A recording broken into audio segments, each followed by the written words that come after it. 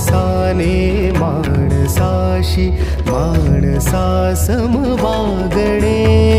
हीच आमुची प्रार्थना, हेच आमुचे मागणे.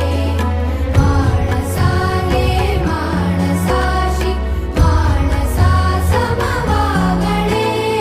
हीच आमुची प्रार्थना.